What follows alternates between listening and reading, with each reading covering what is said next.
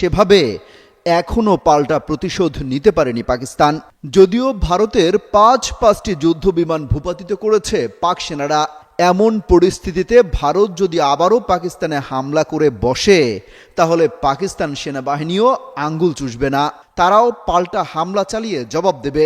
এ নিয়ে সর্বোচ্চ মহলের অনুমতিও পেয়ে গেছে পাকিস্তান সেনাবাহিনী। পাকিস্তান বলছে জাতিসংঘ সনদের 51 অনুচ্ছেদের আওতায় তাদের আত্মরক্ষার অধিকার আছে। যমুনা ইলেকট্রনিক্স ঈদে ডাবল খুশি অফার সিজন 3, যে কোনো পণ্য কিনলেই পাচ্ছেন নিশ্চিত ঈদ উপহার। দেশটি হুঁশিয়ারি করে দিয়ে বলছে, সার্বভৌমত্ব লঙ্ঘন এবং বেসরকারি প্রাণহানির প্রতিশোধ নিতে নিজস্ব সময়, স্থান ও পদ্ধতিতে ভারতের হামলার জবাব দেওয়ার অধিকার তারা রাখে।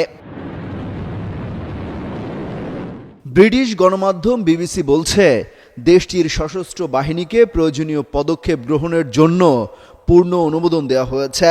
প্রধানমন্ত্রী শাহবাজ শরীফের সভাপতিত্বে পাকিস্তানের জাতীয় নিরাপত্তা কমিটির এক বৈঠকের পর এই বিবৃতি দেওয়া হয়েছে। বিবৃতিতে পাকিস্তান ভারতের হামলার তীব্র নিন্দা জানিয়ে নিহতদের পরিবারের প্রতি সমবেদনা জানিয়েছে।